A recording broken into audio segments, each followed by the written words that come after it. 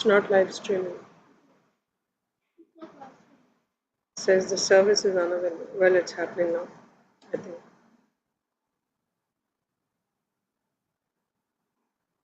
Yeah. It's working.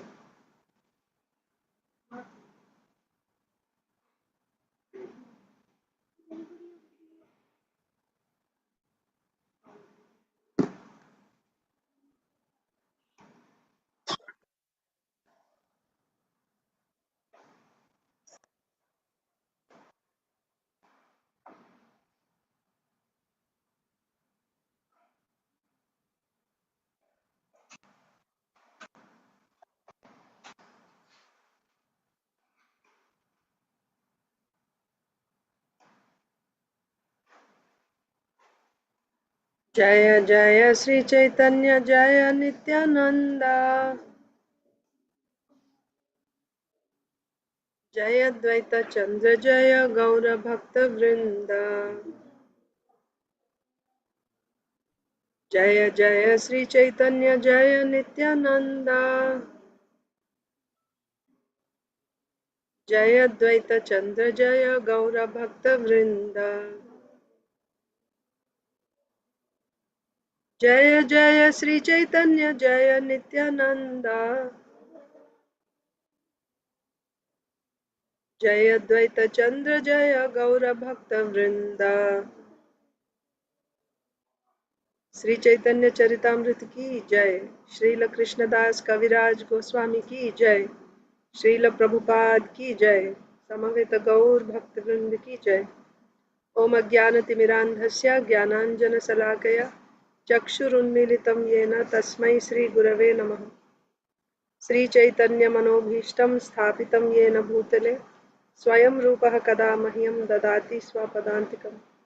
वन्देऽहं श्रीगुरो श्रीयुतपदकमलं श्रीगुरून् वैष्णवांश्च श्रीरूपं साग्रजातं सहगण रघुनाथान्वितं तं सजीवं साद्वैतं सावधूतं परिजनसहितं कृष्णचैतन्यदेवं श्रीराधा कृष्णपादान् सहगण ललिता श्रीविशाखान्वितांश्च नमो ॐ विष्णुपादाय कृष्णप्रेष्ठाय भूतले श्रीमते भक्तिवेदान्तस्वामिनिति नामिने नमस्ते सारस्वते देवे गौरवाणी प्रचारिणे निर्विशेष शून्यवादी पाश्चात्य देशतारिणे जय श्री कृष्ण चैतन्य प्रभु नित्यानंद श्री अद्वैत गदाधर श्रीवासादि गौर भक्तवृंद हरे Krishna Krishna Krishna Hare Hare Hare Ram Ram Ram Hare Hare.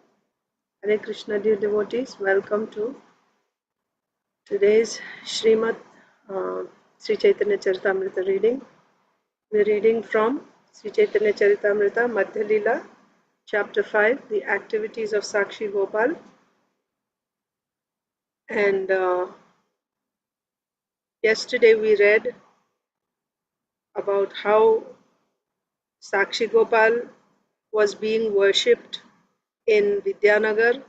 The king of that country had, when he heard about Sakshi Gopal, he came to take darshan of the deity, and he became very joyful getting the darshan of Sakshi Gopal. Then he constructed a nice temple for the deity and also established a regular deity worship standard for Sakshi Gopal. And in this way, for a long time, the deity was being worshipped in Vidyanagar.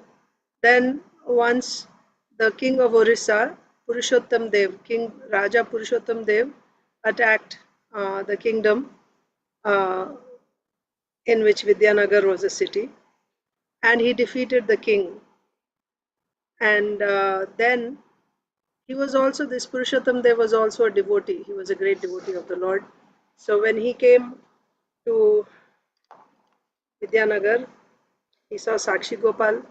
He went and begged the deity to please go with him to his country. Krishna was very pleased. He was already conquered by the devotional service of Purushottam Dev, so he agreed. And so Purushottam Dev brought Sakshi Gopal to his capital, Katak. And there he installed the deity, or he had, him worshipped in a nice temple very nicely. and his wife was also a great devotee. She came to take darshan of Sakshi Gopal. She was completely enchanted by Sakshi Gopal's beauty. She offered him so many gifts, ornaments, and then she saw, and she was wearing a very valuable nose ring, pearl nose ring, and she had a desire to just put her nose ring on the nose of Sakshi Gopal. But she was thinking, if only the deity had a hole in the nose, she could have actually, you know, put her pearl nose ring. And then she went back home, and that night she got a dream of Sakshi Gopal, where Krishna said that in my childhood, my mother, Yashoda, with great endeavor, she made a hole in my nose and she set a pearl nose ring in my nose. That hole is still there. So you can put your nose ring, in that hole. So she got up and she told her husband about her dream.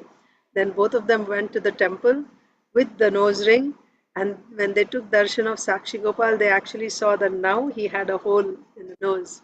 So, with great joy, they offered that nose ring. They put that nose ring on Sakshi Gopal, and then they observed a great festival, uh, celebrating that event. Then, again, for a long time, uh, ever since that time, Sakshi Gopal was being worshipped there in Cuttack, and he became famous all over the world as Sakshi Gopal, Witness Gopal. And that's where Chaitanya Mahaprabhu, along with associates, had also come to take darshan of Sakshi Gopal. And so, in this way, uh, they were discussing, hearing the history of Sakshi Gopal, and they were all so pleased hearing the pastimes of Sakshi Gopal. Meanwhile, all the devotees looked at Chaitanya Mahaprabhu, who was sitting there, and they were seeing that Sri Chaitanya Mahaprabhu and Sakshi Gopal were actually the same person, the similarities between the two of them. Both of them had, same, they were of the same Varna, right? So, Supreme, Krishna, both of them had gigantic bodies, and both were wearing saffron outfits. Both had moon-like face. Both were very effulgent like this. And Nityananda Prabhu was also seeing this, and he was indicating to the devotees that Mahaprabhu and Sakshi Gopal were actually looking the same. They were the same person, and all the devotees who were getting the message from Nityananda Prabhu, they were smiling. And then, after in this way, spending the whole night in ecstasy, discussing about Sakshi Gopal, the next morning they attended Mangalarti, and then they continued on their journey. Where were they going? They were on their way to Jagannath Puri. So let's continue. Hopefully, I think we'll complete the chapter today. So we have to start with 40.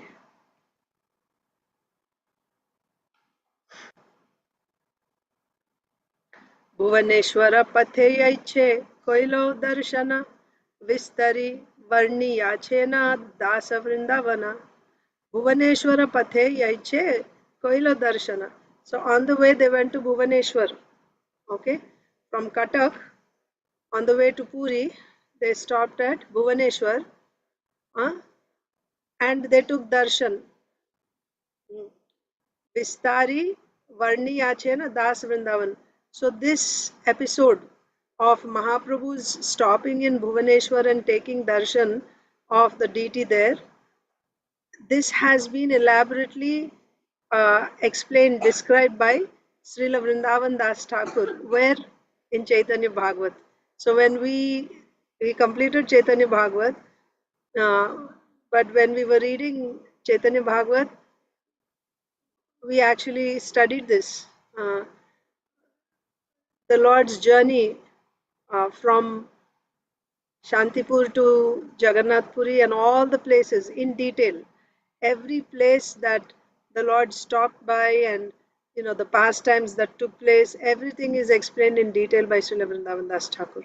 So here Krishnadas Kaviraj Goswami is also saying, in the beginning itself he had said that whatever has already been described by Vrindavan Das Thakur, I am not going to describe again. You can go and refer to Srila Vrindavan Das Thakur's work, Chaitanya Bhagavat. Whatever he has not said, I will cover in this book. Whatever he has not said means whatever he has left as his remnants for me to finish. In great humility, he is saying.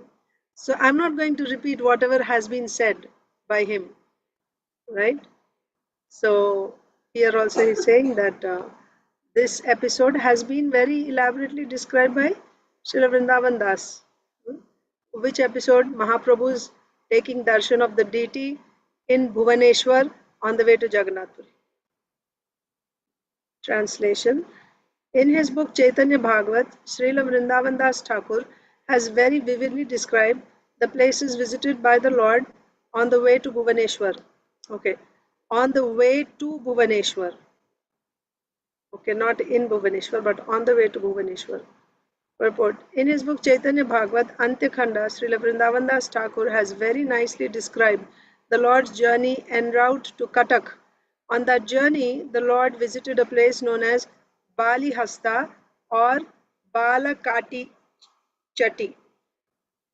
Balakati Chatti.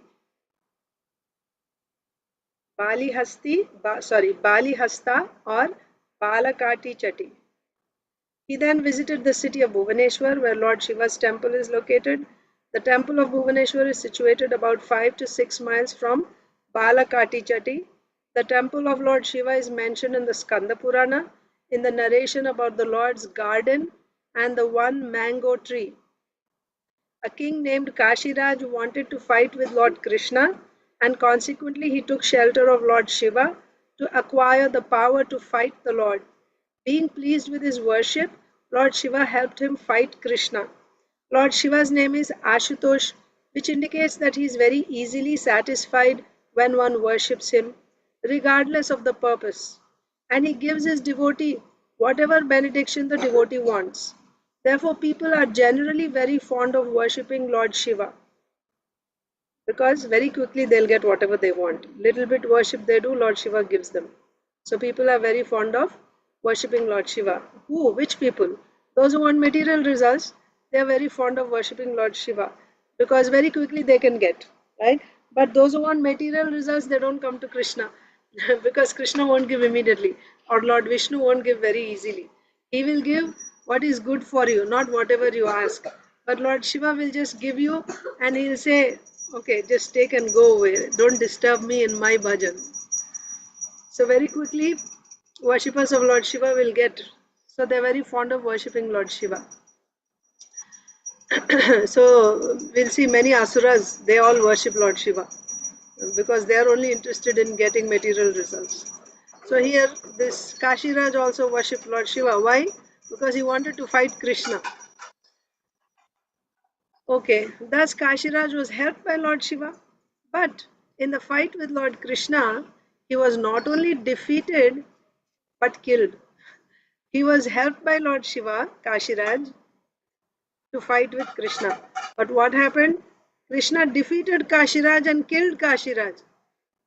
In this way, the weapon known as Pashupata Astra was baffled, and Krishna set fire to the city of Kashi.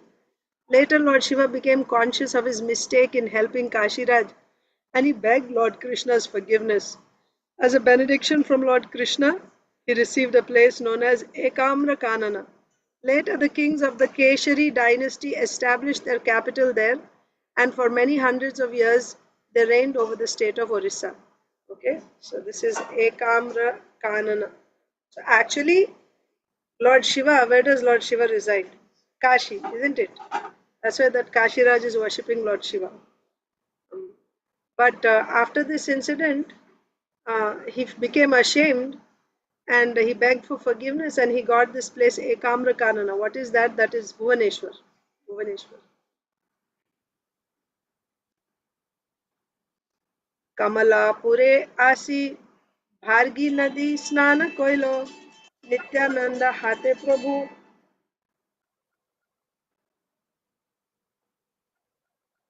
Nityananda Hate Prabhu Danda Dharilo. Okay, so then after Bhuvaneshwar, the Lord went to a place called Kamalapur, and there is a river called uh, Bhargi Nadi. Bhargi Nadi river. Kamalapure Asi Bhargi Nadi Snana Koilo. So there in that river, the Lord took bath. What happened while he was taking bath? Nityananda Hate Prabhu Danda Dharilo. He gave his sannyas danda to Nityananda Prabhu to hold it while he was taking bath. Okay. When Sri Chaitanya Mahaprabhu arrived at Kamalapur, he took his bath in the Bhargi Nadi river and left his sannyas staff in the hands of Lord Nityananda. Purport.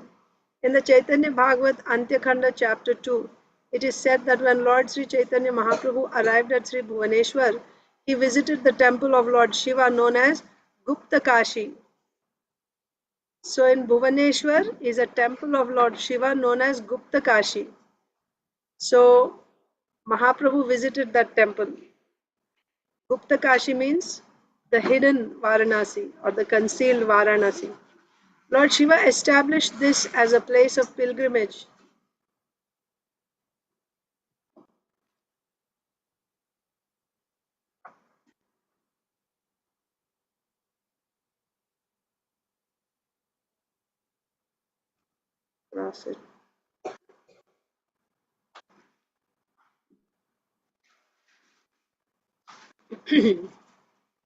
So,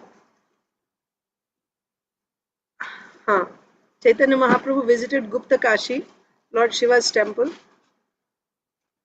and Lord Shiva established this as a place of pilgrimage by bringing water from all holy places and created the lake known as Bindu Sarovar. Oh. So in Bhuvaneshwar is a temple of Lord Shiva called Gupta Kashi. And there in Gupta Kashi, this Gupta Kashi was actually established by Lord Shiva. Why? So that people can come there. Pilgrims can come there. He established as a place of pilgrimage. And there, what did Lord Shiva do? He collected water from all holy rivers and he made a lake called Bindu Sarovar. Sri Chaitanya Mahaprabhu took his bath in this lake, feeling a great regard for Lord Shiva. From the spiritual point of view, people still go to take a bath in this lake. Actually, by taking a bath there, one becomes very healthy, even from the material viewpoint. What to speak of spiritual benefits? Even from a material viewpoint, you become healthy simply by taking bath in Bindu Sarovar, which is created by Lord Shiva. Taking a bath and drinking the water of this lake can cure any disease of the stomach. Regular bathing certainly cures indigestion, simply bathing. The river Bhargi or Bhargi Nadi came to be known as the Danda Bhanga Nadi after Lord Chaitanya bathed in its waters. It is situated 6 miles north of Jagannath Puri. The reason for the change in names is given as follows. So now then you will understand. Now we know that the river is Bhargi Nadi and Mahaprabhu went and took bath there. And why this Bhargi Nadi's name is changed now as Danda Bhanga Nadi, that we'll see in the next verse. But about Ekamra Kanana, in Ekamra Kanana, which is Bhuvaneshwar, is a temple of Lord Shiva called Gupta Kashi. And there Lord Shiva collected water from all holy places and created a lake called Bindu Sarovar.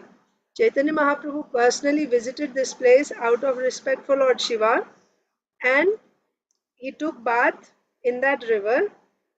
And what is the result of taking bath there? One becomes, certainly there's spiritual benefit, right?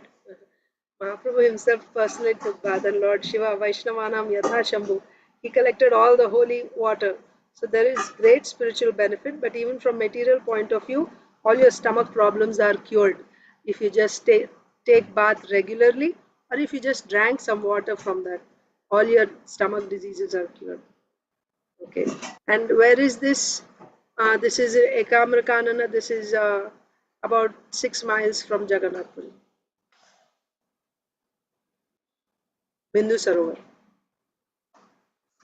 And also this river, Bhargi Nadi, Dandabhanga Nadi, that's also 6 miles north of Jagannath Puri. Well, that is the Dandabhanga Nadi is 6 miles. Yeah. Bindu Sarovar is also a little, a few miles away from Jagannath Puri.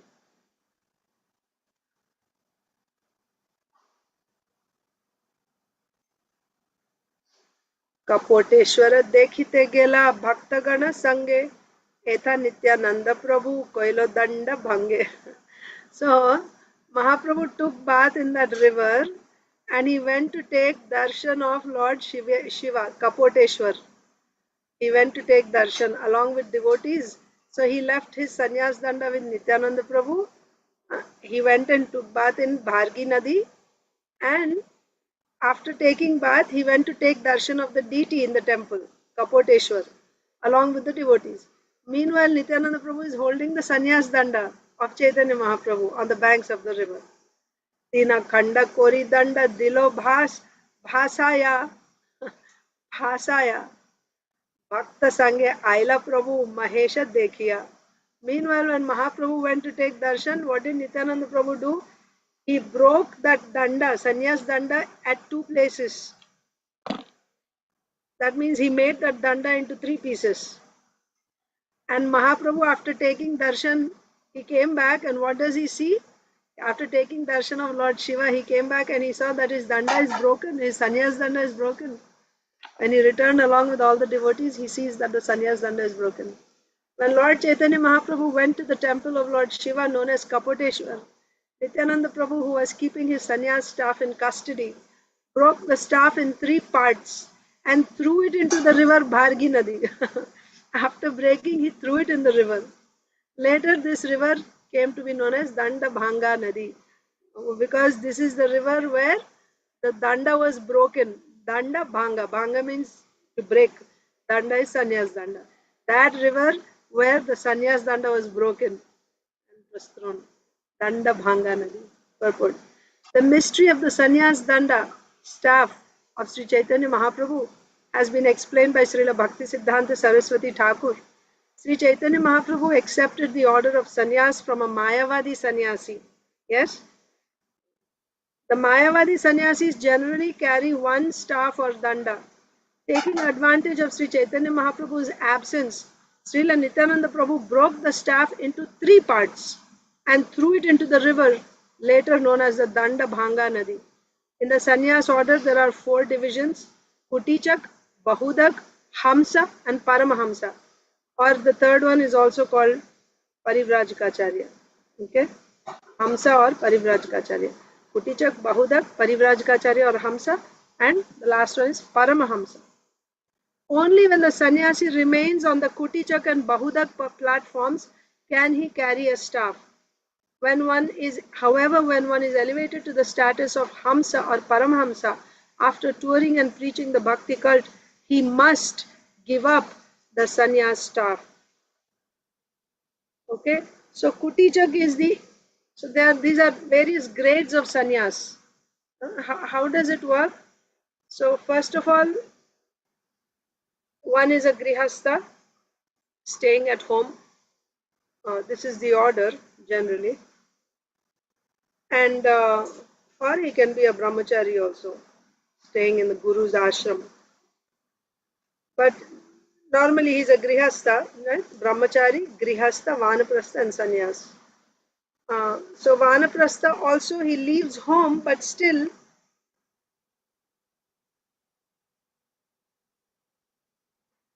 he can he leaves home means he goes on pilgrimage. He goes away from home, travels and comes back home, like that. That is vanaprastha. He goes and then he comes back. He goes and he comes back, and finally, one time will come when he'll go and he won't come back, like that.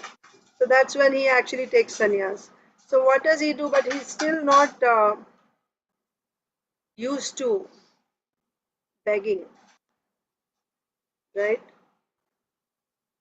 Because the vanaprasthas, vritti, occupation, how does he survive? What does he eat? He follows Siloncha vritti. Siloncha vritti. This is again explained in Vanaprasta's duties in the 7th canto. Narad Muni explains duties of Brahmachari, Grihastha, Vanaprastha, Sannyas. I think it's again explained in much detail in the 11th canto. But anyway, Shiloncha vritti is explained. Shiloncha vritti means they don't beg from anyone, Vanaprasthas. What they do is they go to the fields after the harvest on purpose. The farmers, after they harvest and they collect all the grains, some grains will be fallen on the field, right? So farmers sometimes they leave some also for the sake of, as a service for the Vanaprasthas and others to come and collect. But even normally when you are harvesting, so many grains fall, so they're fallen on the field. So after everyone leaves, they just go and collect whatever is fallen on the ground. Also fruits that are naturally falling from the tree. Not that they go and pick from the tree. No, not like that. You have mangoes on the tree, they'll go and pick. No. Anything which is fallen from the tree, that means it's being offered by the tree to them. That's the idea, right? Anything which is fallen, they just pick it up, wash it, and they offer and consume like that. And otherwise, if it's not harvest season, they go to grain market, right, where shopkeepers sell grains. So these shopkeepers also on purpose, after uh, at the end of the day, they leave some grains there on the ground for someone to collect. So without begging, without asking anyone, they go and collect whatever is fallen on the ground. Such food which is cooked by Vanaprasthas is considered to be most pure, most pure. And then they cook that, and after they cook, they invite a sannyasi. Sannyasis are supposed to eat only from such Vanaprasthas because that food is very pure.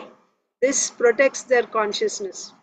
So this is how Vanaprastha is uh, carrying out, he's maintaining himself. But when he becomes a sannyasi, he doesn't even do that actually. He doesn't even accept the Shiloncha vritti. He's invited by Vanaprasthas, and he'll go and accept food which is cooked by Vanaprasthas. And their cooking is also very simple, not like, so many sabjis and this and that. No, simply boil it like that. Very simple food with some salt. And sannyasis go and eat from them like that. So, but in sannyas, there are 4 stages, I said. So, in the initial stages, this person, either grihastha or vanaprastha, he is not used to begging. Even as a vanaprastha, he's not vanaprasthi, he's not begging, right? He's just collecting whatever is fallen. So now sannyasi means he has to go door to door and beg, and he's not used to that. So he will simply leave home. He won't come home again. He'll leave home for good. But for his survival, his family, so he will build his kutir outside village, and from his home, his family members will supply his necessities. That means they send him food, right? Basic necessities, whatever he may need for his survival. It comes from his home for some time. So while he's staying like this outside the village and his food is being provided by his family, and he is practicing the vows of sannyas, still with the security of, he knows where his food is coming from. That is the initial stage of sannyas called kutichak. Kuti. He'll build a house, kuti, outside the village. But his food is coming from home. This is kutichak. He's taking food only from one home, from his home. Then, after some time, when he advances, now bahudak, instead of taking food from his house, he will stop. His sons, no more coming to me, no need to bring food for me. Now I am ready to move on to the next stage. Bahudak means many. He won't take only from one house, his house. He will actually go door to door and he will beg. Madhukari. Right? In Braj, there are many sadhus. They go door to door and they beg, and each house sometimes they give half a roti, like that.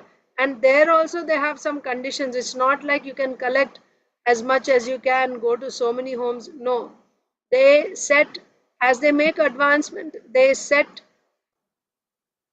some regulations, some rules, like so these are also given in Shastra. It's like you can collect from 6 homes. So first of all, it's 3 homes. That means you go to 3 homes. First home they gave you 1 roti, second home they gave you 1, third home they gave you 1. So with that, if you can be satisfied, if your hunger is satisfied, then you shouldn't go to any more homes. But sometimes you go and ask in the first home and they don't give anything. Then you go to second home, they may give half a roti. Third home, they don't give anything. Then what should you do? You only got half a roti that day. Then you can ask in 3 more homes, like that. But maximum is 6, no more. Whatever you get, you take. And if you don't get anything in all 6 homes, nobody gives anything, then don't eat that day. That's all. Like this, they have strict vows for sannyasis. The whole idea is sannyasi means you're practicing renunciation and dependence on Krishna. Whatever Krishna sends, I will accept, like that. So they'll beg in 6 homes maximum. And if in 3 homes you get what you need, then you don't go further. That's all. Like that. And it's not that in one home they invite you and they offer a full meal. No, you cannot accept like that. You take only little bit from each home. And also this type of begging sannyasis do for the benefit of that grihastha. When a sannyasi accepts from a grihastha, it is for the benefit of the grihastha. We shouldn't think that he's not a beggar. He doesn't have any food, so he's coming to my door. It's not like that. Anyway, so that's Bahudak. Bahudak means he'll beg from different homes. Next stage of sannyas. Then the third stage is now he won't live in his village anymore, on the outside of his village also. Because he's begging from his village only first, right? Now he will leave his village. Now he's just going to go into the world, unknown places. How he's going to go to unknown places? He doesn't have any source of income, no supporter. He's not taking any support from family also now. Because he learns, he's become so dependent on the Lord, he's become so confident on the Lord's protection that he can go anywhere simply depending on the Lord. He doesn't know where he's going to get his food from or anything, but he depends on the Lord. And what is his purpose of traveling? To get renunciation? No, now he has moved on to the next stage of sannyas called Hamsa or Parivrajikacharya. Now his mission is to preach the message of Krishna consciousness. So he will go to different places and he will enlighten people in Krishna consciousness. This is Parivrajikacharya. He's called Hamsa. And even above this is Paramahamsa. Paramahamsa. Paramahamsa means they are like advanced stages, right, of sannyas, the topmost stage of sannyas. Paramahamsas are devotees, great devotees, like Uttam Bhaktas, the Navayogendras, right, they were Paramahamsas, like that. So these are the stages of sannyas. And but when Mahaprabhu took sannyas, what type of sannyas was prevalent in society? Shankaracharya's Advaita Sampradaya, that was prevalent. They were giving that sannyas taken from Shankaracharya's school was respected in society. You would be accepted as a sannyasi, you would be given respect as a sannyasi. Mahaprabhu took sannyas from Advaita school, Shankaracharya's school. And what is their philosophy? They carry Ekadanda. Ekadanda means the sannyas staff is only one stick. And their idea is Aham Brahmasmi. I am that Brahman and Brahman is one. Everything is one. That's their idea. And I am that. That's why one staff. And Mahaprabhu, the Supreme Personality of Godhead, Bhagavan, right? He's carrying that staff. Nityananda Prabhu could not bear to see that. Because Mayavadis, this whole idea that the Absolute has no attributes, no form, This is actually an insult to the Supreme Lord. So, and Mahaprabhu is carrying that danda, he's like carrying the weight of danda. What is this nonsense? So Nityananda Prabhu couldn't tolerate. So he just broke that danda into three pieces. What is the significance of three pieces? Three danda. Three danda means my mind, body, and words are now surrendered to the Supreme Lord. With my mind, with my body, and with my words, at every moment I will engage in the service of the Lord. This is bhakti. So that's why Nityananda Prabhu broke that. So once again, let's continue reading. In the sannyas order, there are four divisions: Kutichak, Bahudak, Hamsa, and Paramhamsa. Only when the sannyasi remains on the Kutichak and Bahudak platforms. So this is the initial stages of sannyas. Only when the sannyasi remains on the Kutichak and Bahudak platforms can he carry a staff. After that, he should not, he must not, Prabhupada is saying. He must give up the sannyas staff. Once he becomes a Parivrajikacharya, traveling, sannyasi, preaching, he must give up the sannyas. Now you may ask, but we see sometimes some very senior devotees, Prabhupada disciples, sannyasis, gurus, sometimes they carry danda out of their humility.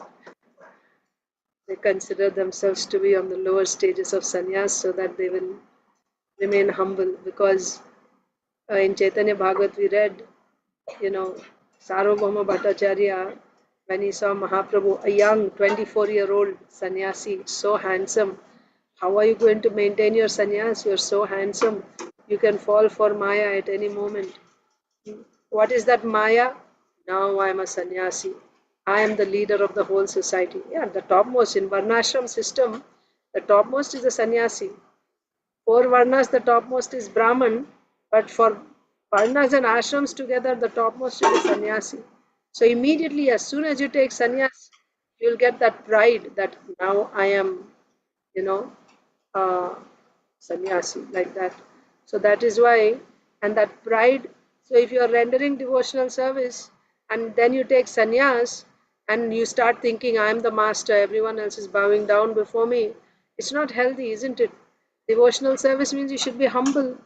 So, therefore, taking sannyas can be a great obstacle, like this Sarvabhauma Bhattacharya was instructing Chaitanya Mahaprabhu. It is true, you taking sannyas can make one proud if he's not mature. So, that's why sometimes, uh, out of humility, some sannyasis may be carrying danda, even though they are really senior devotees traveling around, but they still carry their danda. But actually, when you are in the stage of Parivrajikacharya, you must give up the sannyas danda. Srila Prabhupada is saying. That's why we see most gurus, they don't carry sannyas danda. They're always traveling. You don't stay more than 3 days in one place. You just keep traveling, constantly traveling, preaching. You must give up the sannyas stuff. Sri Chaitanya Mahaprabhu is Sri Krishna, the Supreme Personality of Godhead. It is therefore said Sri Krishna Chaitanya Radha Krishna Nahe Anya. Two personalities, Srimati Radharani and Sri Krishna, are combined in the incarnation of Sri Chaitanya Mahaprabhu. Therefore, considering Sri Chaitanya Mahaprabhu to be an extraordinary person, Lord Nityananda Prabhu did not wait for the Paramahamsa stage, right? Mahaprabhu is carrying danda, but he just took sannyas. He just took sannyas. And then he went to Shantipur, and from Shantipur he is going to Jagannath Puri recently. So he's in the initial stages of sannyas, so therefore he's carrying danda. Nityananda Prabhu is saying, what is this nonsense? How does it matter? He's the Supreme Personality of Godhead. What do you mean he's in the initial stages of sannyas? He's not a conditioned soul, right? He's not a living entity. He is the Supreme Personality of Godhead. He doesn't have to carry, he doesn't have to wait to come to the Paramhamsa stage for him to give up the danda. So this is what Nityananda Prabhu was thinking. Considering Sri Chaitanya Mahaprabhu to be an extraordinary person, Lord Nityananda Prabhu did not wait for the Paramahamsa stage. He reasoned that the Supreme Personality of Godhead is automatically on the Paramahamsa stage. Therefore, he does not need to carry the sannyas danda. This is the reason Sri Nityananda Prabhu broke the staff into three pieces and threw it into the river. And of course, the other explanation that I told you, considering that this is Mayavad, right? Ekadanda, that's also there. So breaking into three pieces means now he made it into three danda. Of course, but why Mahaprabhu has to carry danda? He just threw it in the river. That's the significance of breaking the sannyas danda. So after that incident, that river Bhargi Nadi came to be known as Danda Bhanga Nadi. So we'll stop there. I don't know. I was thinking we'll finish all the verses today. I didn't realize there are purports. I was thinking, like before, it's just going to be translations and we'll complete the chapter. We didn't. We'll continue again tomorrow. Thank you very much. Shri Chaitanya Charitamrita की जय, श्रील कृष्णदास कविराज गोस्वामी की जय, श्रील प्रभुपाद की जय, समवेत गौ